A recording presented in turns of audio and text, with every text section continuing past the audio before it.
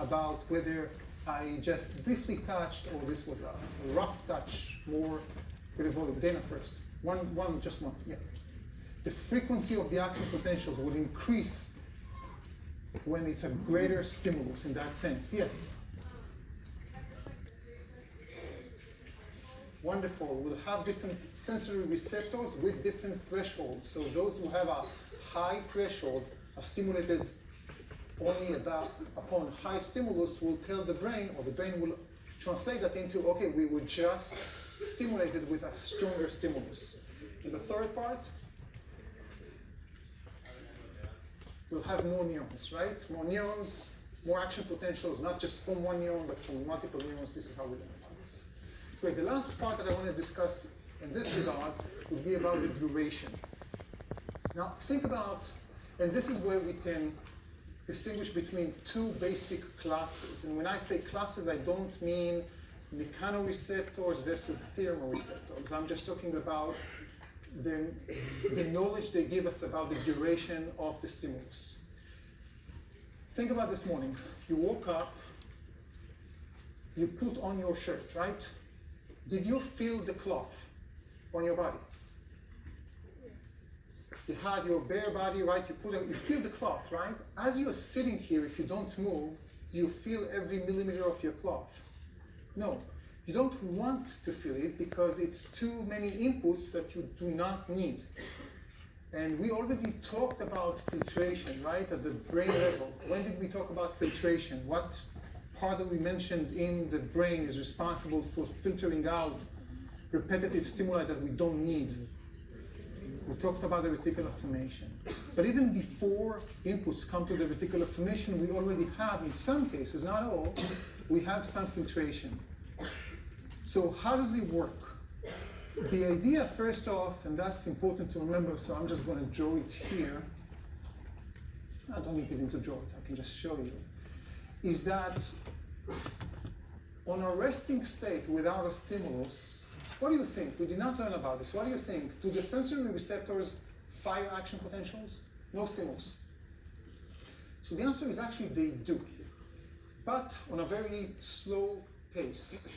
So you can think about it almost as spontaneous action potentials, like this. 1, right? And I'm waiting. 2, 3, and so on. This is not enough to generate an action potential later on because there are not enough, help me? There are not enough EPSPs. Wonderful. When there is a stimulus, what happens is that the rate is increased. And now we're starting to fire like this, which will generate summation of EPSPs and later on action potentials in the follow-up neurons, etc. So in the case of the first ones, the first type of receptors that will tell us about, oh, these are inputs that are very important, but we don't need to feel them all day long, like the cloth. We call them phasic or phasic receptors. We call them fast adapting receptors. What does it mean, fast adapting? They fire action potential before the stimulus, again in a slow pace. 1, 2, 3. Then there's the stimulus. You put the cloth, right? Touch receptors, etc. So that's firing. You know that you just put the cloth on. But they will adapt. When we say adapt, we mean they go back to the resting state. When is the next time they're going to fire? When you're going to change the position. For example, when you take off the shirt, it doesn't have to be taking off, right? You change the position. So they notify us about a change. We don't feel them. We don't feel the stimulus throughout the duration of the stimulus. We just feel the onset and the cessation. And it's important because think about as you're sitting here, think about the temperature. Okay, you got from a hot day outside to the air conditioning, your body needs to know that it's colder now. You don't need to know that it's right now 69 degrees here every millisecond. So this is the change. The other type of receptors we call the tonic receptors. And these are receptors that tell you about the duration of the input. They will keep on firing. They are slow adapting receptors. They will keep on firing throughout the duration. The best example that I can think of are our pain receptors, and we'll mention the pain, the nociceptors shortly. why, this is painful, this is unpleasant, nobody likes, most of us don't like pain, right? So why, what's the advantage? Think evolutionary wise, what's the advantage that I get from this annoying pain reaction or response? Yeah.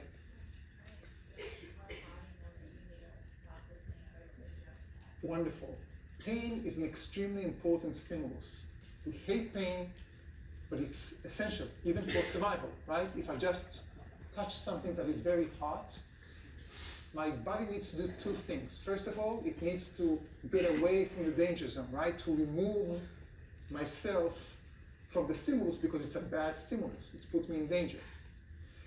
Also, so okay, we did that, but we removed already. Why do I still need to keep on getting pain? Because we need to treat whatever happened. There is a wound, I need to send white blood cells over there, maybe there's a tissue recovery that we need. As long as it's painful, my brain knows it's painful. I need to take care of that, okay? Now, it's a bit more complicated, of course, because we have different routes for pain, and some are slow and some are fast, but that's basically the idea of tonic receptors. Any questions about tonic versus phasic or phasic receptors? Yes, Anna?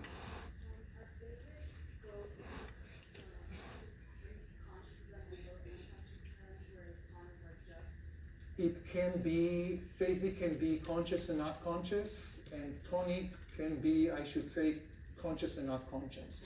But when we talk about the sensation part, it will always be conscious only, okay? Yes? What's the difference in form between these two types of receptors? What's the difference in form, like their physical? In the structure, basically in the way they are changing the configuration after the signal. All our receptors are able to undergo what we call desensitization. So at some point after the fire, they will, the configuration will react to the firing itself, to the response itself. Some desensitize faster, some slower. Good question. Okay. So this is where we describe the list of 4 kinds of information, and we described and predicted how the nervous system encodes each type. Now we can go and classify to go to each modality and duration and just classify all of them. We're not going to do that. I just want to give you one example of how we look at all our receptors and classify them based on their modality, the type of stimulus. Okay? So just briefly, it's basically just one slide that I want to address here. We have a group of receptors that are called the mechanoreceptors. It's a huge family of receptors, many, many types, or subtypes. But they all respond to a physical mechanical stimulus. Okay? Examples. In the skin, we have multiple types and many molecules of each type. Touch receptors, pressure receptors, another same, vibration. Proprioceptors, which I mentioned already twice, I think, and it's time to talk about them, and we will continue to talk about them a bit later. These are receptors that we find in our skeletal muscles and in our joints. When we think skeletal muscles, that we are about to learn in the second section of the course, right, we think about contraction. But actually, when muscles contract, other muscles also stretch, elongate. We have receptors for that. They tell our body a muscle stretch, but as a whole big picture, we get much more than stretching, and we'll talk about that later on. But these are mechanical receptors. They respond to a mechanical, to an elongation, stretch. Hair cells, I gave that example in our first GRQ when we talked about different sensory inputs in our inner ear. Okay? Hair cells we have in our hearing, we also have hair cells in vestibulation. In our inner ear, we have different types of receptors that will respond to equilibrium. They will keep homeostasis of equilibrium.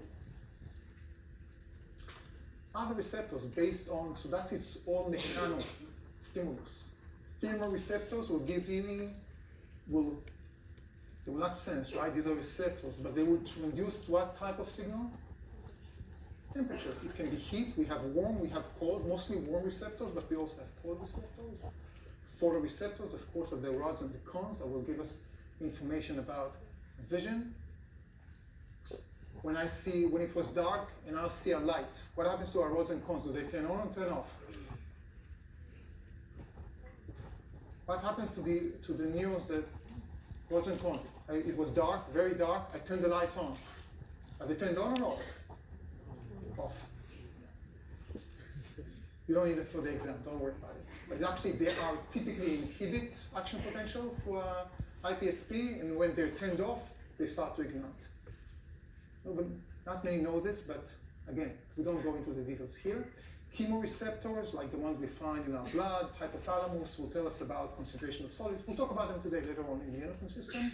And the last one that I want to address are the nociceptors that give us eventually in the brain a sense of pain. Now we use the term pain, or sometimes we use even suffering, and it's important to understand that we don't have pain receptors. Pain is a feeling, a sensation that we perceive and analyze.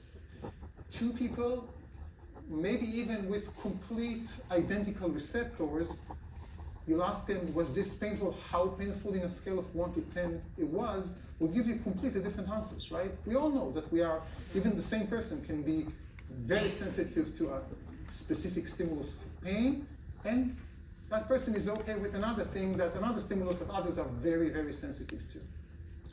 So we call it nociceptions, and we have nociceptors. Now you tell me, what is the stimulus for pain?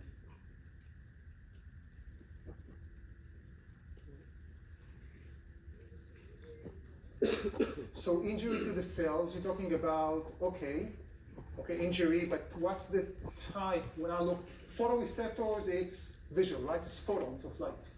Thermoreceptors are its temperature. What is the stimulus for pain? Which one? So mechanoreceptors, yes, but what's the stimulus for the nociceptors? I was gonna say, I don't know,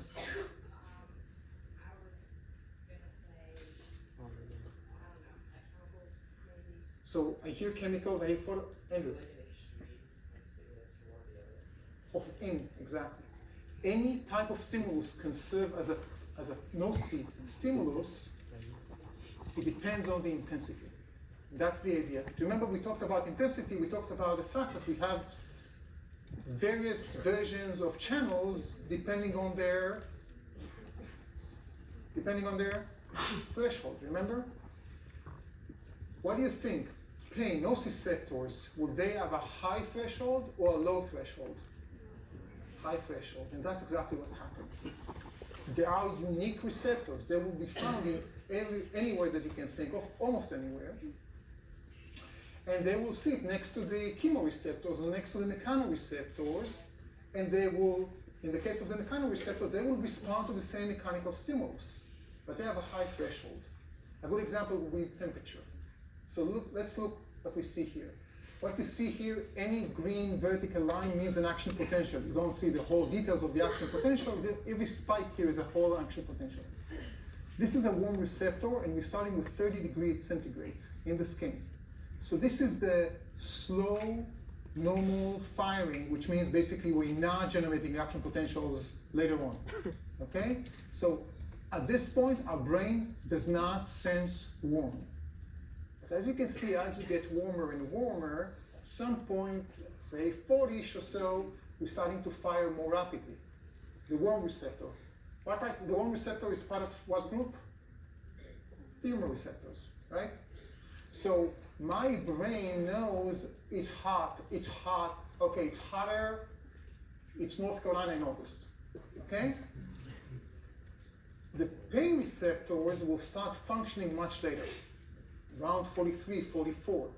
But when they are firing, that tells me, okay, this is not just warm, this is painful. This is dangerous, I need to take care of this. Yes. So can any of this be considered phasic receptor action, or that would be tonic? So these will be tonic receptors. The nociceptors, they will continue to fire, even it's continued to be 45, because it's not just about, oh, it started being 45. No, 45 is dangerous. I need to take care of that. I need to leave the hot water in the bath, for example, because it's too hot. So these are two different receptors. These are the regular thermoreceptor, okay, that will look at when it starts firing more rapidly at a lower temperatures. It's just telling me it's hot, it's hotter, it's warmer, etc., which is good. The pain receptors will ignite much later. That's the idea of nociceptors. Yes? So do thermal receptors have a higher impact on the neuromuscular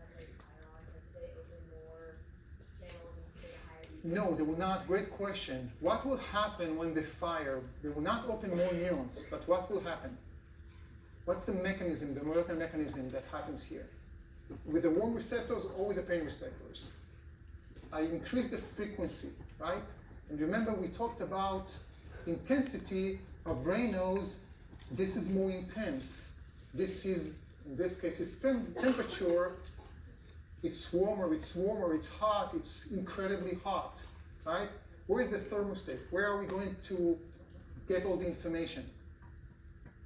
Talked about that last time. In our brain. Who's the thermostat of our brain? Who's the one who will say, okay, we need to take care of that, it's too hot? Hypothalamus is going to be the center. Almost the last thing that I want to do when we talk about sensation is to give you one example of how these work together. Because sensation is not just this input and that input. The idea is to keep homeostasis in a normal way of life. We get multiple inputs. And a good example for that, okay, anyone here is interested in going to either PT or OT, occupational therapy or physical therapy career? Raise your hands, be proud of that. That's a great one. Okay, so here's something that many PTs, but especially many OTs, occupational therapists, will deal with. Okay, there are three systems, and now I'm not talking about a receptor, but about a system that tells our brain a lot about where we are, how we respond to the environment, etc. One of them we already mentioned, but now let's think about not the receptors, but about the whole system. This is the proprioceptive system. It's the sense of self. Input report when and how muscles are contracting and stretching, mainly stretching. This is what happens at the stretch level. But at the body level, I mentioned that already, this is where even if your eyes are closed, you know exactly which part of your body is found relative to the other part of the body, right? And again, we mentioned the turn on, put on your shirt, you know where your shoulder is relative to your right arm, even if you don't see them. So it tells you kind of like okay, where am I, how am I? We need inputs from the environment, and that's going to be a tactile system or tactile system that gives us the sense of touch. It's not just from touch receptors, there are vibration, pressure receptors. That tells us about, okay, our body and the environment. I just touched the board, okay? So it's not just me, self, I'm living inside the world. These are inputs that are important.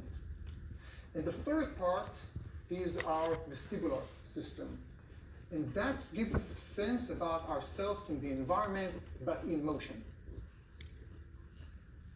That's mainly our vestibular organs, our equilibrium organs that are found in the inner ear, and they give us a sense of us in space during movement.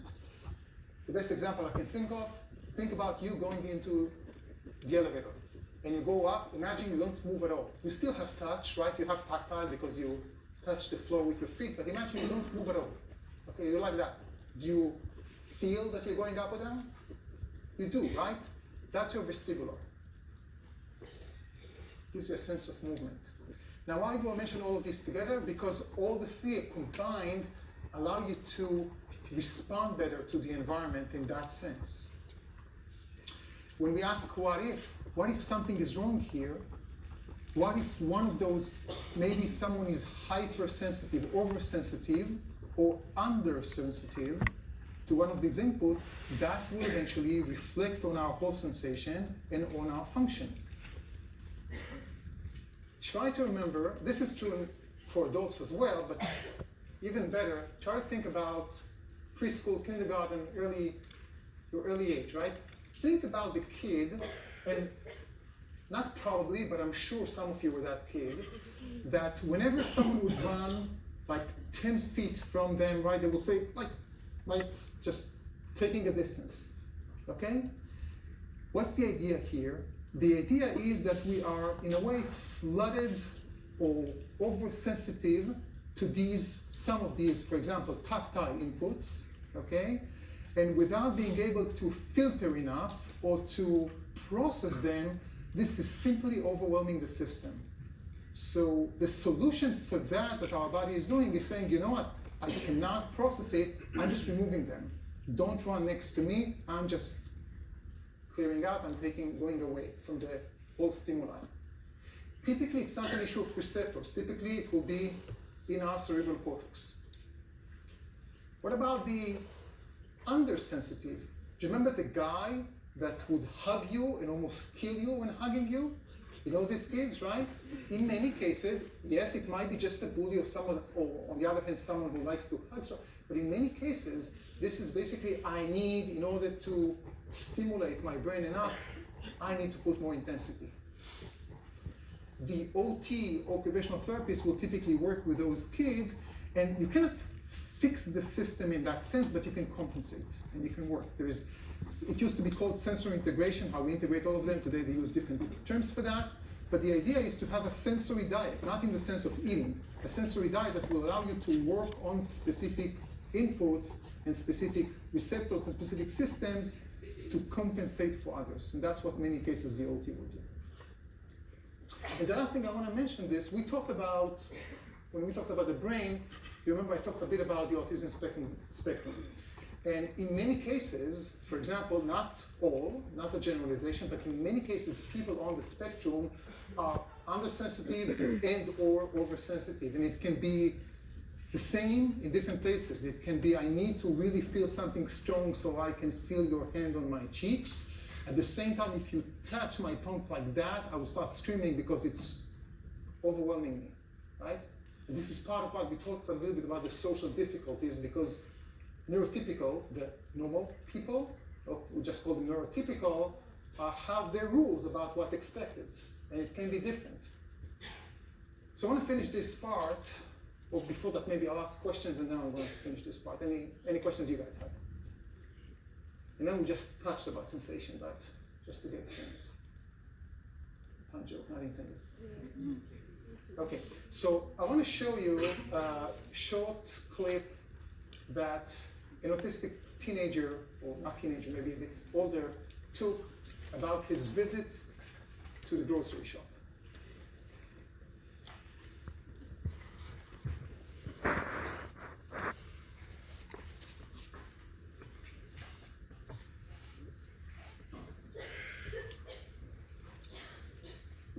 Hope the audio will hear it. Let's see.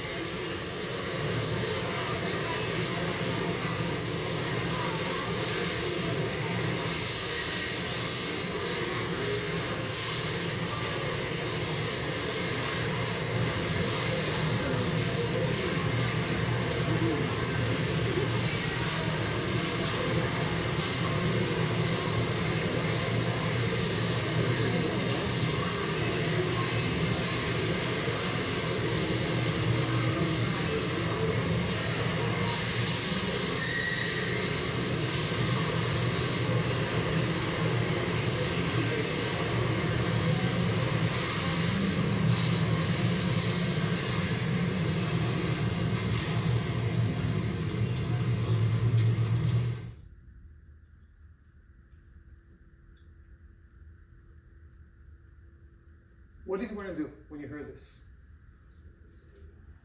I almost got a panic attack from this, right? You want to do this, and then you want to just escape from that place, basically. And this is the experience many of these have, okay?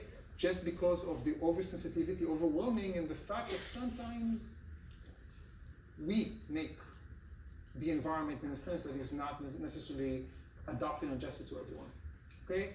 Any final questions about sensation? Yes, go ahead. So is autism just like overwhelming of the tactile system? No, it's not just overwhelming, but it's, in many cases, we will see that with people that are on the spectrum. It doesn't have to be the case, but in many cases it is. But we're talking about something that is definitely more complex than that part.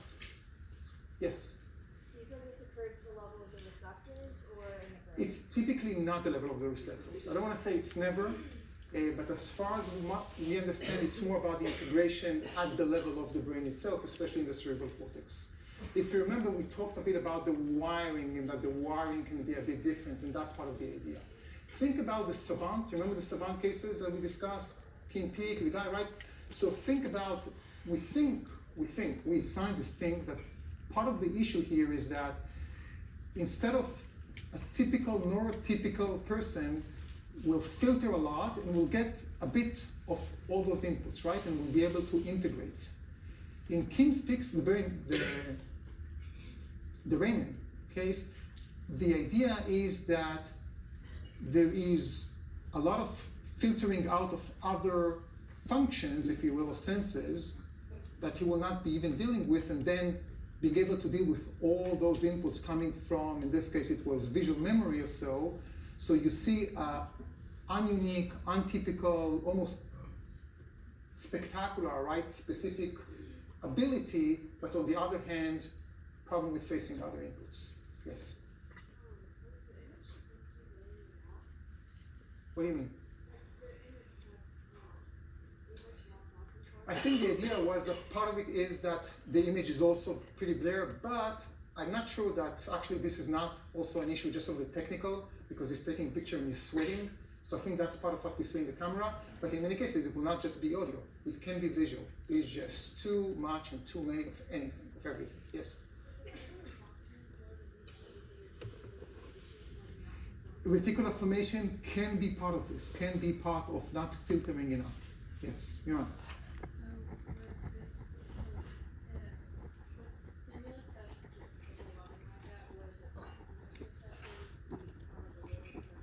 The nociceptors will not necessarily change. Again, nociceptors will not change or adapt from 1 minute to the next. It can be that for someone, they will have a lower threshold receptors. Again, based on the studies, at least the studies I'm familiar with, I'm not a neurobiologist, it typically will not be at that level, but more about the processing and the sensing, the actual sensing. Okay. With that, officially, we are done. All the material from day 1 to now is exam 1 on Thursday. Everything we discuss from now and on for exam 2. So we're going to start with the endocrine system. Let's try to do it. Together I'm opening the LC. You have a new session number.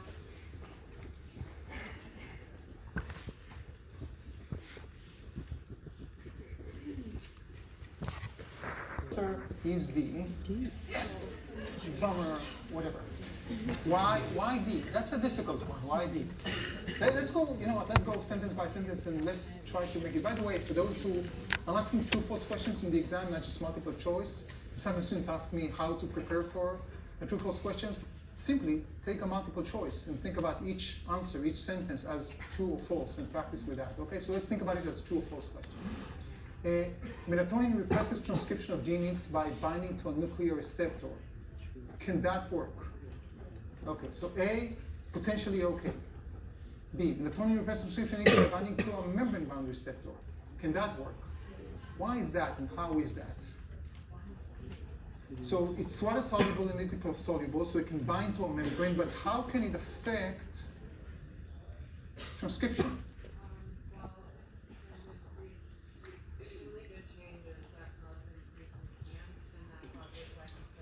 Wonderful, wonderful. The nuclear or the intracellular receptor binding to the hormone, to a steroid, will act as a transcription factor directly. But a water soluble can still bind to a membrane receptor, start a whole signaling, activating 2, 3, or 40 enzymes, and one of the targets eventually will be a given gene, or typically a given genes in plural. Okay, so A is open, B is open, so D is kind of like summary of A and B, but let's see what about C. Melatonin can activate and not repress transcription of gene X. Is that false? It is false. The reason I put it here is because, and I mentioned that in the voice read, it is a misconception. It is true that in most cases, we are talking about activating genes. In most cases of the hormones, they will act by activating gene 1, 2, 5, and 7. But we definitely have examples, and more than a few examples of repression. Regulation is not just activation. Regulation is also inhibition. At the end of the day, you'll have gene 1, 7, and 9 will be activated, but gene 10 will be inactivated, and that's going to be just as important. Any questions about the idea? This is basically following your voice thread that was more about the general mechanisms of hormones. Okay. What we're going to talk in today's lecture, next Tuesday lecture, and a bit on the following Thursday to finish this, we will talk more about specific glands. In this case, you'll still have some work to do on the adrenal gland as a GRQ in reading, but we will talk about some, not all of the glands. First of all, endocrine system.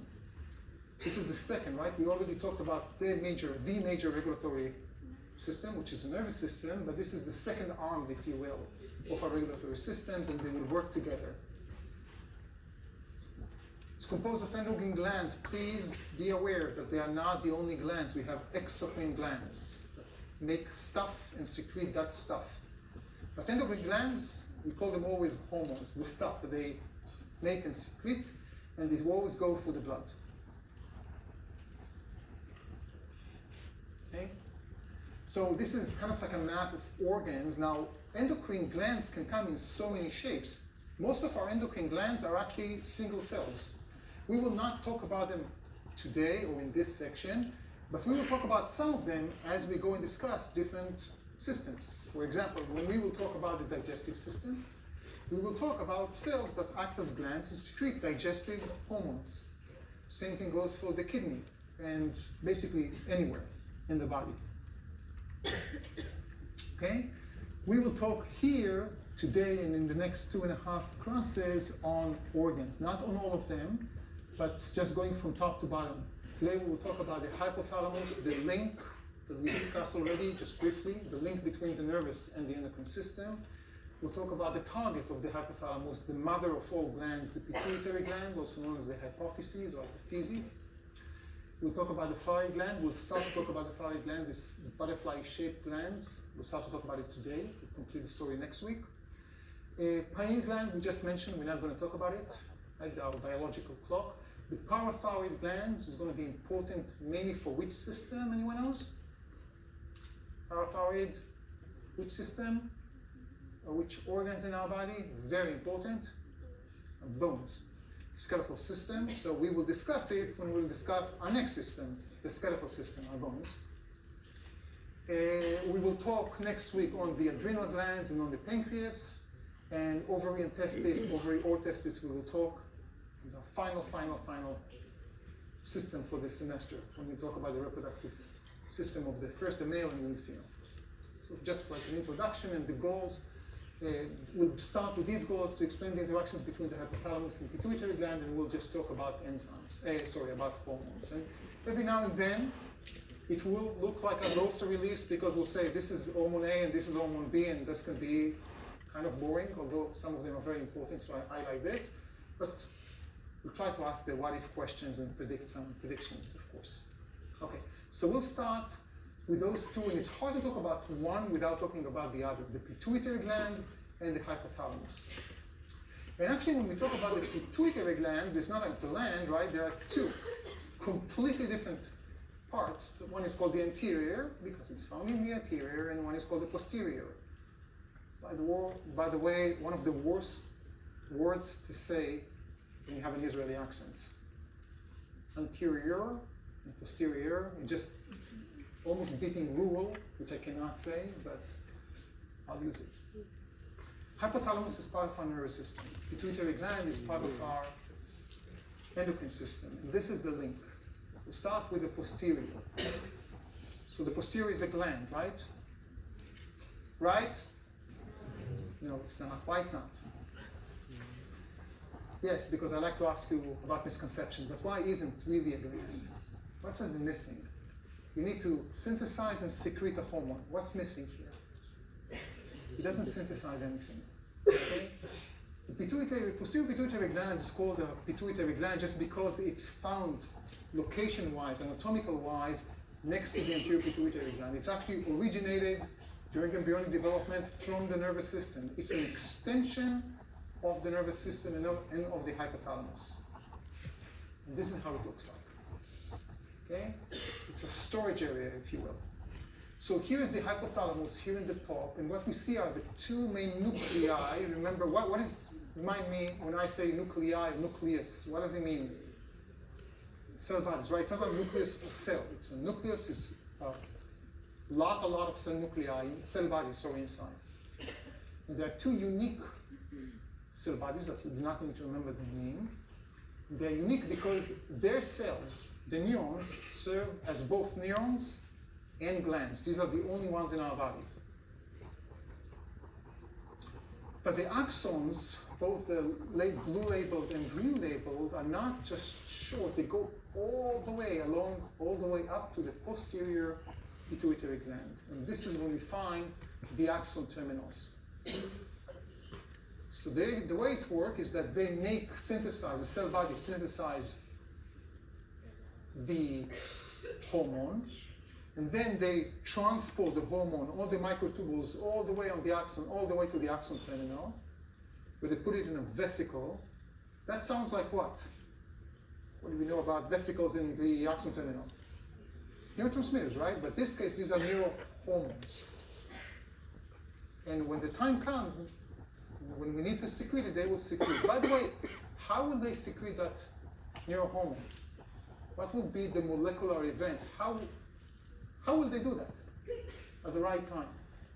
Let's say someone is telling the hypothalamus nucleus or the cell body and the nuclei, tell them, okay, we need to secrete oxytocin, one of the hormones. How do we do that? Help me. Yes? This is going to be an action potential because that serves as the neurotransmitter. Exactly. So the cell bodies will generate action potential at the axon hillock, following input, IPSPs, EPSPs, everything that we discussed. And the action potential will propagate until it reaches the axon terminal, right? It will open what type of channels at the end? Let's do a kind of rehearsal or practice before the exam. What happens? Which channels are opening? Calcium voltage gated channels. Next step? Magic, thank you, right? And then secretion of the hormone. That's exactly the case. So hypothalamic neurons, these ones extend the axons to the posterior pituitary, and the neurohormones are produced in the hypothalamic neurons and stored at the axon terminals within the posterior pituitary until it's the right time to secrete them. This is why the posterior pituitary gland is called a gland, but it's not really an endocrine gland. Any questions about the posterior?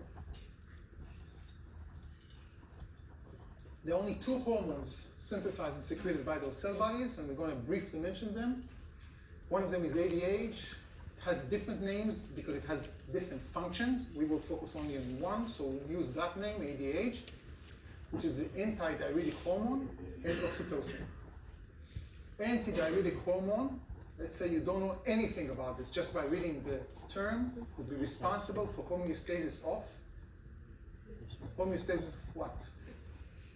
Think about diuretic. Homeostasis of what in your body? Water, exactly. So make sure that you have enough water in your body, which is pretty critical. Yes, Miranda?